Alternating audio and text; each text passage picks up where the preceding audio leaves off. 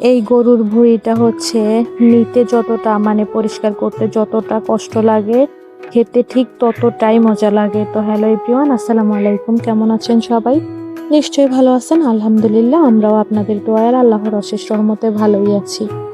তো ভিডিও শুরুতে আমার প্রিয় আপুদের কাছে একটাই রিকোয়েস্ট, প্লিজ আমার ভিডিওটা একটা লাইক দিয়ে পুরোটা ভিডিও কন্টিনিউ করবেন। আর এই ভিডিওটা আমার ঈদের দিনের করা ভিডিও ছিল, তো আমি এডিটও করতে পারি নাই আর আপলোডও করতে পারি নাই। তো যাই হোক, আজকে ভাবছি যে আজকে আপলোড দিয়ে দিব, এই জন্য আজকে ভয়েস দিতেছি। তো আজকে হচ্ছে ঈদের তৃতীয় দিন।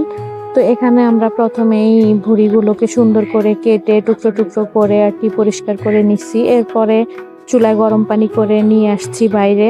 তো আমাদের এখানে অনেক গরম ছিল, এই জন্য আমরা সব কাজকর্ম বাইরেই করছি। তো গরম পানি করে নিয়ে একটা পাতিলে নিয়ে রাখছি, আর এখানে একটা একটা করে ভুঁড়ি দিয়ে দিচ্ছি।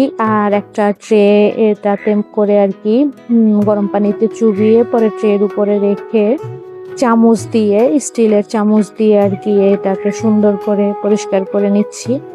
মোটামুটি অনেকগুলা ভুঁড়ি, তো একটা একটা করে নিতেছি এই জন্য যে একটা করে নিলে আর কি নিতে সুবিধা হবে চুবালে গরম পানিতে।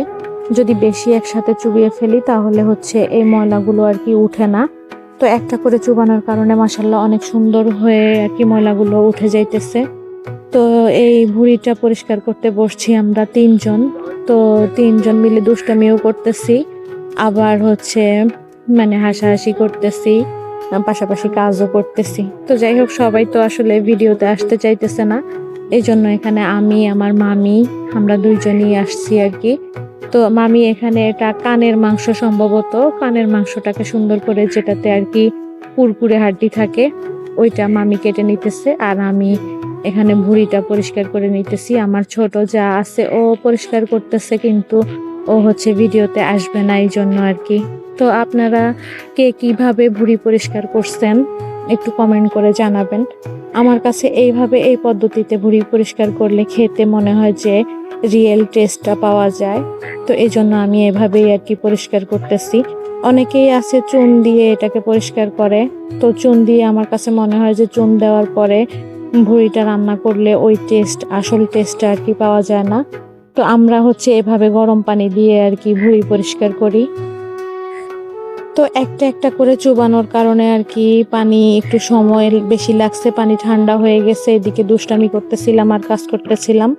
তো আরো এক পাতিল পানি গরম করে নিয়ে আসতে হবে এখানে। তো যাই হোক, এদিকে আমরা একজন হচ্ছে পরিষ্কার করতেছি, অন্য আরেকজন আবার গরম পানি করে নিয়ে আসতেছি। তো আসলে বেশি মানুষ একসাথে মিলেমিশে কাজ করলে কাজটাও তাড়াতাড়ি শেষ হয়ে যায়, আবার হচ্ছে কাজ করতেও ভালো লাগে। তো এই তো অবশেষে আমরা ভুঁড়ি পরিষ্কার করে এটাকে গরম পানিতে একটু সেদ্ধ করে পরিষ্কার করে এখন আর কি কেটে নিতেছি। তো এটা ছিল পরের দিনের ভিডিও, ঈদের পরের দিনের ভিডিও আর কি। এখানে পরিষ্কার করে এখন কেটে কুটে পরে আর কি রান্না করব। তো সবাই ভালো থাকবেন, সুস্থ থাকবেন। আজকের মতো এখানে বিদায়। আল্লাহ হাফেজ, আসসালামু আলাইকুম।